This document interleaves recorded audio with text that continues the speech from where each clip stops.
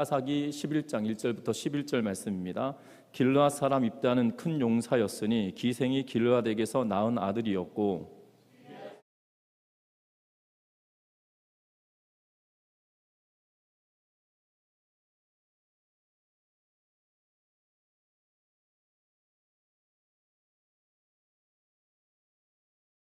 이에 입다가 그의 형제들을 피하여 돕당에 거주하며 잡류가 그에게로 모여와서 그와 함께 출입하였더라.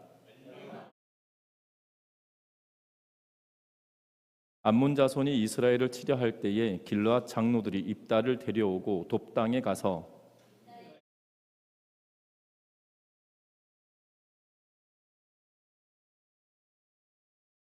입다가 길르앗 장로들에게 이르되 너희가 전에 나를 미워하여 내 아버지 집에서 쫓아내지 아니하였느냐? 이제 너희가 환난을 당하였다고 어찌하여 내게 왔느냐 하니라.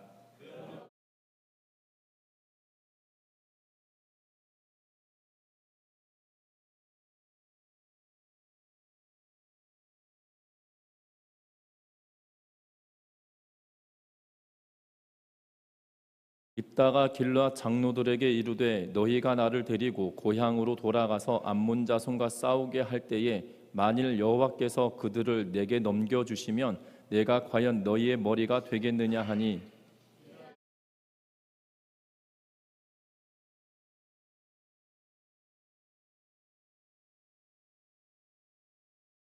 같이 읽습니다. 이에 입다가 길르앗 장로들과 함께 가니 백성이 그를 자기들의 머리와 장관을 삼은지라. 입다가 미스바에서 자기의 말을 다 여호와 앞에 아뢰니라. 아멘. 우리 서로 인사 나누고 말씀 나눕니다. 사랑하고 축복합니다. 이 어둠의 빛이라고 하는 영화가 있습니다. 어둠의 빛이라고 하는 영화가 있는데 폴란드의 피신하였던 이 유대인들에 관한 이야기인데요. 어떻게 보면 쉰들러 리스트라고 불려지는 영화가 있는데 그 영화 비슷한 영화이기도 합니다. 특별히 이 폴란드에서 일어났었던 유대인들을 구하는 그러한 일인데요. 특별히 이 유대인들이 어디에 숨게 되어졌냐면 11명의 적은 숫자이지만 하수구에 숨어서 목숨을 구제해야 되는 그러한 상황이었습니다. 그런데 그 하수구에 숨어 있는 것을 하수구를 청소하며 살아가고 있던, 하수구를 보수하고 청소하고 살아가고 있던 이 소하라고 불려지는 남자에 의하여 발견되어지고, 또한 그들을 어쩔 수 없이 돕기 시작했는데 결국 그 뒤로 가면 점점 그들에게 애틋한 마음을 가지고 그들의 열과 성의를 다하여 그들을 구원해내고 있는 그러한 내용의 영화입니다. 그래서 이 영화를 평론하고 있었던 분들이 이 영화에 대해서 평가를 하면서 뭐라고 이야기를 하고 있냐면, 이 영화에 대해서 1분 1초를 긴장감을 늦출 수 없는 영화였다라고 평가하고 있는 모습을 보게 되죠. 그런데 중요한 것은 이 영화가 좀 오래된 영화입니다. 2011년도에 이 영화가 개봉이 됐는데 우리나라에선 2013년도에 개봉이 돼서 10년 정도 된 그러한 영화이기도 해요. 그런데 그 영화가 굉장히 많은 이슈를 불러내었고 실화를 바탕으로 하였고, 그리고 영화를 만들어냈기 때문에 사람들에게 많은 극찬을 받았던 영화이기도 합니다. 왜 이 영화를 소개시켜 드리냐면 제목 자체가 어둠 속에 빛이다라고 하는 것이죠. 배경은 2차 세계대전이었고 독일 나치에 의하여서 수많은 유대인들이 학살당하고 있던 그때에 그 어둠 속에서 빛을 보게 만들었던 것, 특별히 이 어둠은 이 하수구 구멍 속에 살아가고 있었던 사람들이, 피해서 숨어 있었던 사람들이었기 때문에 여러분들, 그들에게 있어서 어두움은 정말 막막한 이 삶이었고 생명을 부지하기 위하여서 정말 나락에 떨어져 가는 그 생명줄 하나를 붙들고 있었던 이 사람들에게 빛과 같은 역할을 하였던 한 명의 인물이고, 또한 2차 세계대전 당시 이 폴란드에서 살아갔던, 어떻게 보면 폴란드도 이 나치에 의해서 침공당하였던 그런 안타까운 현실 속에 암담하였던 그들의 앞을 정말 그들을 도움으로 인하여 그들 안에도 스스로 빛을 보게 되어졌던, 서로 간에 빛이 되어지는 그러한 내용들이기 때문이라는 사실이죠. 지금 이스라엘 백성들에게는 영적인 암흑기의 사사기 시대를 우리가 읽어가고 있는 것을 보게 됩니다. 특별히 기드온의 아들이었던 아비멜렉에 관한 이야기가 그치고 나서 또다시 암몬에 의하여서 어려움을 당하고 있는 이스라엘 백성들입니다. 그리고 암몬이 다시 침공해 와서 오늘 10장 17절과 18절 말씀을 통해서 보면 암몬 자손이 모여서 길르앗에 진을 쳤으므로 이스라엘 자손도 모여서 미스바에 진을 치고 길르앗 백성과 방백들이 소리 이르되 누가 먼저 가서 암몬 자손과 싸움을 시작하랴 그가 길르앗 모든 주민의 머리가 되리라 하니라고 이야기하면서 지금 뭐라고 이야기를 하고 있냐면 우리가 암몬과 대적하여 싸움을 하게 될 텐데 그럼 우리를 위하여 누가 갈 것인가 라고 이야기하면서 암흑기의 시대에 하나님께 회개하고 돌이킨 것처럼 보여지나 결국 그들의 우두머리를 세우는 작업을 그들이 하겠다라고 하는 그들의 모습을 보게 되는 것을 봅니다. 어찌 보면 이 암흑의 시대에 빛과 같은 존재처럼 보여지는 것이 이 입다의 그런 모습이고 또한 입다를 통하여서 하나님은 우리들에게 이 본문을 통해서 무슨 말씀을 하시는지를 찾아보면서 은혜를 누리는 복된 하루가 되시기를 주의 이름으로 부탁드립니다. 먼저 오늘 성경 말씀에 보면 입다를 하나님께서 준비하고 계시는 그런 모습을 보게 됩니다. 특별히 1절부터 3절 말씀까지는 입다에 관한 이야기를 하고 있는데 우리가 앞에서 보았던 것처럼 10장 17절부터 18절 말씀과 특별히 11장 4절은 붙여놓고 읽어도 문제가 되지 않습니다. 쉽게 말하면 1절부터 3절까지를 싹 빼고 읽더라도 문제가 되지 않는다는 거예요. 그래서 길르앗 모든 주민의 머리가 되리라 하니라 하라고 이야기를 하고 얼마 후에라고 본문을 읽어가도 문제가 되진 않는데 이 사사기를 기록하고 있는 이 저자가 특별한 이유가 있어서 1절부터 3절 말씀까지를 10장 17절부터 18절 사이에 그리고 10장 17절과 18절부터 이 11장 4절 사이에 이 본문의 내용을 집어넣어 주면서 이 입다에 관한 이야기를 하고 있는 것을 보게 된다는 겁니다. 오늘 같이 1절과 2절 말씀을 같이 한번 읽어봅니다. 같이 읽습니다. 길르앗 사람 입다는 큰 용사였으니 기생이 길르앗에게서 낳은 아들이었고 길르앗의 아내도 그의 아들들을 낳았더라. 그 아내의 아들들이 자라매 입다를 쫓아내며 그에게 이르되 너는 다른 여인의 자식이니 우리 아버지의 집에서 기업을 잊지 못하리라 한지라. 아멘. 오늘 입다에 관하여 소개를 하는데 11장 1절에 길르앗 사람 입다는 큰 용사였으니 기생이 길르앗에게서 낳은 아들이었다라고 이야기하고 있는 것을 보게 됩니다. 그런데 엎친 데 덮친 격으로 이 기생이 낳은 아들이었지만 길르앗의 아내도 있었다라고 표현을 2절에서 시작을 하면서 길르앗의 아내도 아들들을 낳았다라고 말하고 있는 것을 보게 되죠. 그런데 그 아들들이 자라게 됩니다. 다시 말하면 정실 부인의 아들들이 성장했다는 거예요. 그러면서 그 아들들이 어떻게 말하고 있냐면 이 길르앗의 아들들이 입다에게 뭐라고 이야기하냐면 당신은 다른 여인의 자식이다. 정실 부인이 아닌 첩의 자식이니 아버지의 기업을 이을 수 없다라고 지금 이야기하고 있다라는 사실입니다. 여러분들 입다는 어떻게 보면 이 본문 1절과 2절의 문맥을 통해서 보면 순서를 정해놓고 있는 것을 보게 되죠. 그래서 입다는 제일 먼저 태어난 아들인 것처럼 여겨지고 그리고 이 길르앗의 아내들이 그 후에 아들들을 낳은 걸로 여겨지며 그리고 입다가 장자이고 나머지 아들들은 그 후에 동생들, 이복 동생들로 여겨지고 있다라는 사실이에요. 그런데 이복 동생들이 성장하자 뭐라고 이야기하고 있냐면 당신은 여기서 떠나가라고 이야기하고 있고 아버지의 기업을 잊지 못한다라고 말하고 있는 것을 보게 됩니다. 여러분들 신명기 21장 15절부터 17절 말씀을 통해서 보면 뭐라고 기록하고 있냐면 이런 내용이에요. 쉽게 말하면 이 어떤 사람이 부인을 둘을 두고 있다. 그런데 한 부인은 남편으로부터 사랑을 받는 아내이고 또 한 사람은 남편으로부터 미움을 받은 아내이다. 그런데 남편으로부터 미움을 받은 아내가 먼저 아들을 낳아서 미움받는 아내의 아들이 장자이고 사랑받는 아내의 아들들이 그 후에 이어간다라면 그 장자의 몫은 미움받는 아들이 장자이기에 그에게 이 유산을 물려주어야 된다라고 이야기하고 있는 것을 보게 되어져요. 상속의 몫은 어느 정도를 이야기하고 있냐면 17절에 신명기 21장 17절에 반드시 그 미움받는 자의 아들을 장자로 인정하여 자기의 소유에서 그에게는 두 몫을 줄 것이니 그는 자기의 기력의 시작이라 장자의 권리가 그에게 있음이니라 라고 기록하고 있는 것을 보게 됩니다.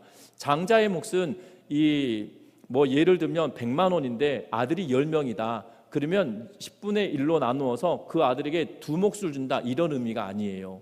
여러분들, 이 두 명 값을 그에게 준다는 의미가 아니라 장자에게는 절반을 떼어줍니다. 그리고 남은 것을 가지고 남은 아들들이 이어가는 거예요. 왜냐하면 그 기업을 이어가는 자녀이기 때문에 그에게 많은 기업을 허락하여 주고 있는, 그것이 유대 전통이다라고 학자들은 말하고 있는 것을 보게 됩니다. 쉽게 말하면 상속 분쟁이 일어났고, 상속 분쟁에서 길르앗은 밀렸습니다. 이유가 뭡니까? 기생의 아들이다, 그리고 다른 첩의 자식이다라는 이유 때문에 그렇게 말하고 있는 것을 보게 된다는 겁니다. 엄밀히 따져보면, 성경으로 따져본다라면, 이 하나님의 말씀대로 지킨다라면 입다가 상속에 가장 큰 우선순위가 있음에도 불구하고 상속 분쟁에서 밀려난 상황이다라는 거죠. 그에게 약점이 있기 때문에 지금 밀려나는데, 그 약점이 무엇입니까? 첩의 자식이다라는 것 때문이고, 또 하나는 기생의 아들이다라고 말하고 있기 때문입니다. 우리 한글 성경은 기생이다라고 표현을 하여서 순화된 말로 표현해 놓고 있는데, 히브리어 원문을 통해서 보면 뭐라고 이야기하냐면 몸을 파는 여인이다라는 의미로 이야기하고 있어요. 우리는 기생 그러면 예인, 다시 말하면 악기를 다루거나 노래를 부르는 사람들도 기생으로 이렇게 표현되어지고 있어서 몸을 파는 여인이다라는 의미가 강하기보다 어떨 때는 음악을 하고 연주를 하고 노래를 부르는 사람으로 여겨지기도 하기 때문이라는 거죠. 그래서 완곡한 표현이지만 히브리어 원문은 몸을 파는 여인이다라고 이야기합니다. 그래서 이 1절을 해석할 때 학자들마다 좀 의견이 분분한데요.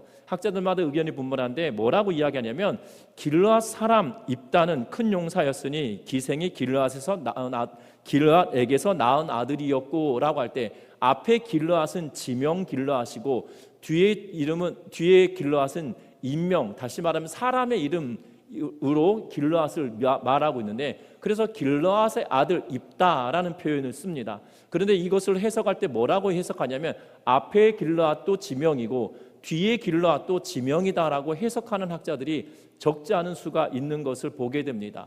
그래서 이것에 대한 의견이 분분한데, 이것 때문에 이 설교를 할 때 이것을 말하고자 하는 것이 아니라 사사시대에 하나님의 말씀이 통용되어지고 하나님의 말씀들을 지키며 순종해야 될 이스라엘 백성들이 자기 소견에 옳은 대로 행함으로 인하여 신명기에 분명히 말씀하였지만 그 말씀이 지켜지지 않는 시대를 살아가고 있는 그 안타까운 상황이다라는 거고, 또 하나는 그 아들들이 분쟁을 일으킬 때 당신의 아버지가 도대체 누구냐라고 말하는 명분이 될 수도 있다라는 거죠. 쉽게 말하면 정말 당신의 아버지가 길르앗 맞느냐라고 그의 아들들이 이야기했을 수도 있는, 그렇게 해석도 가능한 그러한 상황이다라는 거죠. 어찌되었던 이 분쟁에서 밀려나고 있다라는 사실입니다. 그런데 서두에서 제가 뭐라고 말씀드렸냐면, 그럼에도 불구하고 하나님께서 그를 준비해 놓은 사람이다라고 말씀을 드렸어요. 여러분들, 우리의 사람의 눈으로 생각하면 이 기생, 몸을 파는 여인의 아들이고 또한 첩이다라고 여겨지고, 그리고 사람의 조건으로 보면 되지 못할 만한, 우리는 이렇게 말할 겁니다. 될성 싶은 나무는 떡잎부터 알아본다라고 이야기하면서 떡잎이 노란 싹수를 가지고 있다라고 폄하하며 악하게 표현할 만한 그러한 인물일 것입니다. 그럼에도 불구하고 하나님이 그를 준비하셨다라고 우리는 여길 수 있는데, 그 이유는 다른 것이 아니라 오늘 성경에 보니까 1절에 입다는 큰 용사더라라고, 큰 용사였으니라고 기록하고 있는 것을 보게 된다는 거예요. 입다가 큰 용사일까요? 이 큰 용사라고 말할 때 3절 때문에 큰 용사라고 말하는 분들도 있습니다. 3절은 뭐라고 이야기하냐면, 이에 입다가 그의 형제들을 피하여 돕당에서 거주하며 잡류가 그에게로 모여와서 그와 함께 출입하였더라. 이제 입다가 그의 동생, 이복 동생들에 의하여 축출당하고 돕당이라고 하는 곳에 거류하게 되는데, 그곳에 불량자들, 다시 말하면 잡류가 그에게 와서 함께함으로 그의 세력이 확장되어졌던 걸로 보여지고, 그와 함께 출입했다라는 의미는 그 돕당에서 돕당에 이 주둔지를 두고 여러 곳을 약탈하는 모양새처럼 이야기하고 있는 것을 보게 됩니다. 그래서 이 입다라고 하는 사람이 적지 않은 전공을 이루었던 걸로 보여지고 있어요. 그래서 혹자들은 이렇게 말합니다. 이러한 이유로 큰 용사라고 말하는 것 아닌가라고 말할 수 있겠지만, 여러분들 이 사사기에 큰 용사라고 불려졌던 대목이 한 대목이 있어요. 어디냐면 기드온에게 하나님의 사자가 와서 큰 용사여 라고 말하고 있는 그러한 모습을 보게 됩니다. 분명한 것은 기드온에게 누가 큰 용사라고 붙여주셨습니까? 하나님의 사자, 곧 하나님께서 그에게 큰 용사다라고 지금 말씀하고 있었다라는 거죠. 그런데 그 표현을 이 사사기 저자는 누구에게 다시금 붙여주고 있냐면 입다라고 하는 인물에게 붙여주고 있다는 거예요. 비록 하나님의 사자가 나타나서 그에게 말씀하신 것도 아니고, 우리가 본문을 통해서 오해하기 쉽도록 3절 말씀을 통해서 이 사람이 세력을 키웠기 때문에 큰 용사가 되었구나라고 생각할 수 있는 여지를 두고 있지만, 이 사사기를 기록하고 있는 이 저자는 분명하게 그 뒷이야기가 아니라 가장 앞에 이 입다를 설명하면서 첩이나 기생에 관한 이야기를 하고 있는 것이 아니라 입다는 큰 용사다라고 이야기하면서 이 저자는 이 용사, 큰 용사, 하나님의 부르심을 받은 자인 것처럼 표현해 놓고 있다라는 사실입니다. 분명한 것은 이 입다는 사람의 조건으로 보면 정말 싹수가 노랗다라고 이야기할 만한 사람이에요. 왜냐하면 앞에서도 말씀드렸다시피 돕당에 거주하면서 선한 사람, 좋은 사람, 그리고 인성이 좋은 사람과 교류를 한 것이 아니라 잡류라고 표현되어져 있는데, 이 잡류는 어떤 의미냐면 이 아비멜렉이 그 형제들을 죽일 때 불량자들과 함께 어울렸다라는 표현을 쓸 때 그 동일한 의미의 단어를 쓰고 있어요. 결국 불량한 사람들과 함께 하고 있다라는 의미로 말하고 있는 것이거든요. 그래서 싹수가 노래 보인다라고 말할 수밖에 없는 인물이지만, 그럼에도 불구하고 하나님은 그를 들어서 사용하고 계실, 계획을 하고 계시는 모습인 것을 우리는 보게 된다는 사실입니다. 여러분들 이 대목에 우리는 정말 은혜가 경험되어지는 것 같아요. 왜냐하면 입다도 하나님께서 택하셔서 사용하신다라는 사실이죠. 세상의 조건으로 보면 우리가 뛰어난 미모를 가지고 있습니까? 뛰어난 학식을 가지고 있습니까? 어마어마한 재력을 가지고 있습니까? 명예를 가지고 있습니까? 권력을 가지고 있습니까? 세상의 사람들의 눈으로 본다라면 아무런 것도 가지고 있지 않은 우리임에도 불구하고 하나님은 저와 여러분들 들어서 사용하시는 그 놀라우신 하나님이시라는 사실을 우리가 공감할 수 있다라는 사실이죠. 그러하게 저와 여러분들도 하나님께서 나를 택하셔서 하나님의 일을 감당하길 원하신다는 사실을 기억하면서 입다도 사용하셨는데 나를 사용하지 못하시겠어? 라고 믿으며 살아가는 우리 전미중앙교회 온 성도님들 되시기를 주의 이름으로 부탁드립니다. 도망쳐 잡류들과 함께 하고 있는 이 입다를 큰 용사로 거듭나게 하시는 이가 하나님이시라는 사실이에요. 저와 여러분들도 보잘것없는 존재처럼 여겨진다 할지라도 하나님은 그들을 들어서셔서 큰 용사로 거듭나게 만드시는 그 하나님의 은혜를 저와 여러분들도 체험하며 살아가는 우리 모두가 되시기를 주의 이름으로 부탁드립니다. 그러는 동안 돕당에 길르앗 사람들이 당도합니다. 5절 말씀 같이 한번 읽어봅니다. 5절의 말씀입니다. 암몬 자손이 이스라엘을 치려할 때에 길르앗 장로들이 입다를 데려오려고 돕당에 가서 6절도 같이 읽습니다. 입다에게 이르되 우리가 암몬 자손과 싸우려 하니 당신은 와서 우리의 장관이 되라 하니. 아멘. 오늘 이 말씀에 보면 5절과 6절 말씀은 이 돕당에서 이름새를 떨치고 있었던 입다를 이 길르앗 장로들이 찾아가고 있는 것을 보게 됩니다. 길르앗 장로들이 찾아가는데 여러분들 10장 18절 말씀에 뭐라고 이야기하고 있냐면 이 길르앗 백성과 방백들이 서로 모여가지고 이야기를 합니다. 그러면서 뭐라고 이야기했냐면 길르앗 모든 주민의 머리가 되리라 라고 이야기하고 있는 것을 보게 되죠. 길르앗 모든 주민의 머리가 된다는 것은 우리를 통치할 사람을 찾아야겠구나라고 여겼어요. 그런데 지금 5절의 땅 11장 5절과 6절 말씀을 통해서 보면 뭐라고 이야기하면, 특별히 6절에 보면 입다에게 이르되 우리가 암몬 자손과 싸우려 하니 당신은 와서 우리의 장관이 되라 하니 라고 말하고 있는 것을 보게 됩니다.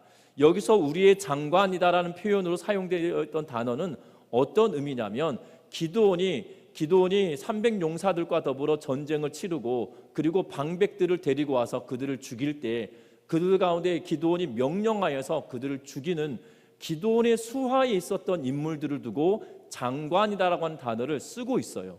쉽게 말하면 지금 길르앗 사람들이 처음에는 어떻게 생각했습니까? 우리를 다스릴 왕과 같은 존재를 찾아보자라고 이야기했는데 지금 돕당에 딱 가가지고는 머리를 굴려보는 거죠. 아, 기생의 아들이고, 그리고 지금 축출당해서 돕당으로 쫓겨갔는데 우리의 장관, 다시 말하면 군대의 지휘관 자리 하나 주면 우리한테 와서 암몬과의 전쟁에서 전쟁을 수행해 주지 않겠냐.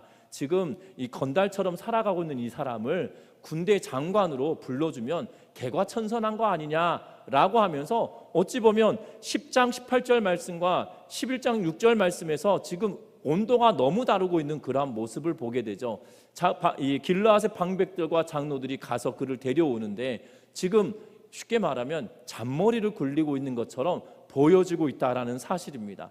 그런데 오늘 본문에 보면 입다도 만만치 않은 것 같습니다. 왜냐하면 뭐라고 이야기하냐면 7절 말씀 같이 한번 읽어봅니다. 입다가 길르앗 장로들에게 이르되 너희가 전에 나를 미워하여 내 아버지 집에서 쫓아내지 아니하였느냐? 이제 너희가 환난을 당하였다고 어찌하여 내게 왔느냐 하니라. 아멘. 지금 너희가 나한테 왜 왔느냐? 전에 나를 쫓아낼 때 너희가 함께 하지 않았느냐? 내 아버지 집에서 쫓아내지 않았느냐? 너희가 나를 쫓아냈다라고 표현을 쓰는데 그 아버지 집에서 쫓아냈던 사람들이 누구입니까? 동생들이거든요. 동생들인데 지금 입다보다 나이가 어린 사람들이 장로다라는 표현을 쓰고 있잖아요. 이 장로는 실제로 연로한 사람들을 이야기하고 있어요. 연로하여서 인생의 지혜를 가지고 그 마을을 다스리고 있는, 그 마을 사람들에게 이로움을 주고 있는 연로한 사람들을 말하고 있는 것이거든요. 그런데 그 연로한 사람들에게 뭐라고 말하고 있냐면 당신들이 나를 쫓아내지 않았냐라고 말하고 있는 것을 보게 됩니다. 지금 시간이 지나서 동생들이 연로해졌다라는 표현이다라면 그러면 입다도 동일하게 더 연로해졌겠죠. 그런 의미가 아니라 동생들이 나를 쫓아낼 때 지금 그 마을의 판단자로 이 마을의 정책을 수립하고 모든 대소사를 관리해야 될 당신들이 거기에 동조한 거 아니냐. 아무 말도 하지 않고 성경에 분명히 기록되어져 있음에도 불구하고 나를 쫓아내는 것에 대하여 아무런 말도 하지 못했던 당신들은 동조자고 협력자들 아니었냐라고 지금 콕 집어 이야기하고 있는 것을 보게 됩니다. 그래서 결국 뭐라고 이야기합니까? 내가 당신들과 함께 가지 않겠다라고 말하고 있는 것을 보게 되죠. 그러면서 뭐라고 이야기하냐면 8절에 길르앗 장로들이 입다에게 이르되 이제 우리가 당신에게 찾아온 것은 우리와 함께 가서 암몬 자손과 싸우게 하려 함이니 그리하면 당신이 우리 길르앗 모든 주민의 머리가 되게 하리라 라고 하면서 이제 이 협상을 하는데 그 조건을 다시 격상시켜 가고 있는 것을 보게 되죠.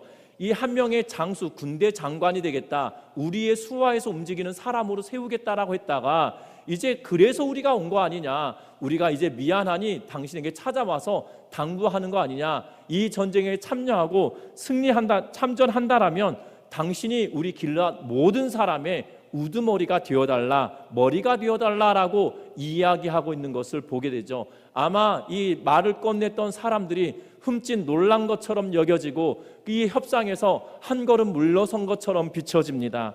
그러면서 그들의 생각대로 되지 않고 그들의 뜻대로 되지 않으니 또 다른 카드를 내밀며 협상을 하고 있는 그러한 모습처럼 비춰지고 있다는 거예요. 우리의 인생도 이러한 것 같습니다. 하나님의 뜻을 쫓아 하나님이 원하시고 기뻐하시는 삶을 살아가야 될 저와 여러분들이지만 우리는 하나님의 뜻을 쫓아 가기보다도 때로는 내 머리에 계획된 대로 되어가기를 바라고 내 뜻대로 되지 않으면 또 다른 카드를 내밀며 우리가 협상을 해가고 있는 인생의 길을 걷고 있는 것은 아닌지 우리의 삶을 다시금 살펴보아야 된다는 거죠.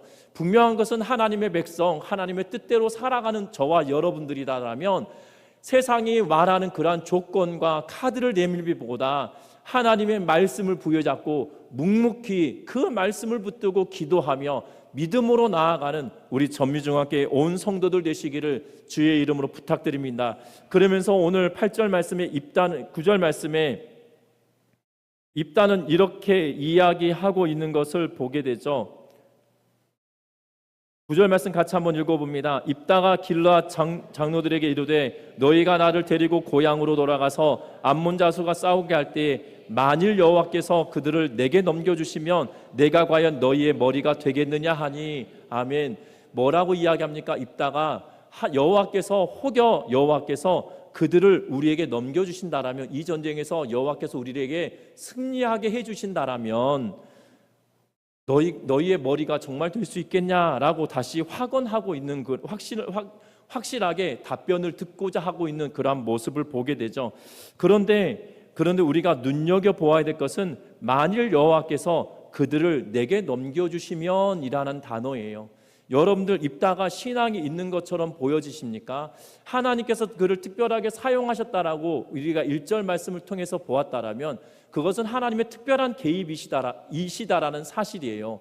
그러나 분명한 것은 이 사사기 저자는 이 입다의 행적을 낱낱이 기록해 놓고 있잖아요. 높당에 가서 그가 선한 길로 갔던 것이 아니라 악한 자들과 어울리며 악한 행실을 보여줬던 모습을 보게 되고, 그 가운데 이름을 떨치다가 지금 길르앗 장로들에게 눈에 들어왔고, 오죽하였으면 길르앗 장로들이 너 불량하게 살아가기보다 개과천선해서 우리의 군대의 장관이나 되어라 라고 이야기할 만한 그 정도 수준의 사람이었다는 사실이에요. 그러면서 그가 뭐라고 이야기하냐면 여호와의 이름을 팔아먹고 있는 그러한 모양새처럼 보여집니다. 여호와께서 나에게 이 전쟁을 승리하게 하게 해주신다라면 이라고 하면서 이름을 덧붙이고 있는 것을 보게 되죠.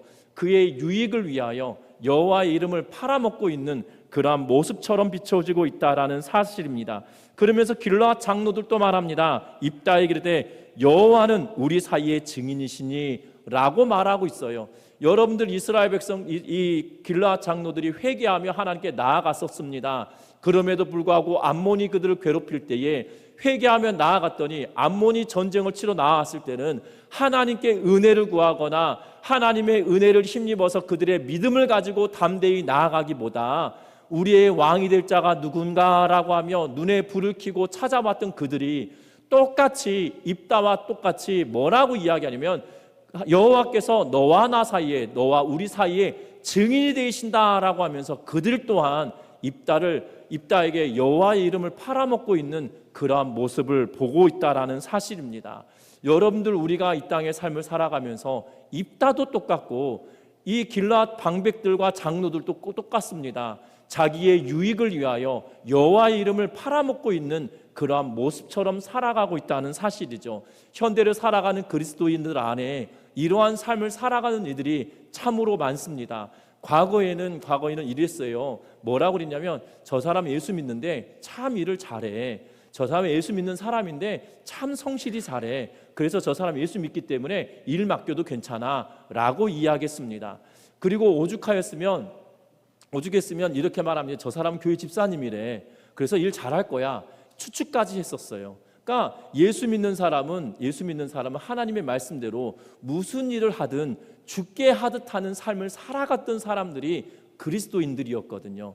그런데 현대를 살아가는 그리스도인들은 어떻습니까? 그냥 자기의 유익을 위하여 예수 그리스도를 파는 자와 같은 삶을 살아가죠. 저 사람 예수 믿는데 라고 하면 그래? 그럼 일 같이 못하겠네? 라고 말을 하는 시대가 현대를 살아가는 시대가 되어져 버렸다는 거예요. 어찌 보면 이 세대를 살아가고 있는 이들이 바로 우리들일 수도 있다는 거고, 지금 길르앗 방배들과 장로들도 또한 입다도 자기의 유익을 위하여 여호와의 이름을 팔아먹고 있는 그러한 형태를 보이고 있다라는 사실입니다. 그럼에도 불구하고 하나님은 그 가운데 그를 들어 사용하고 계시고 있는 사실이죠. 여러분들 기억하셨으면 합니다.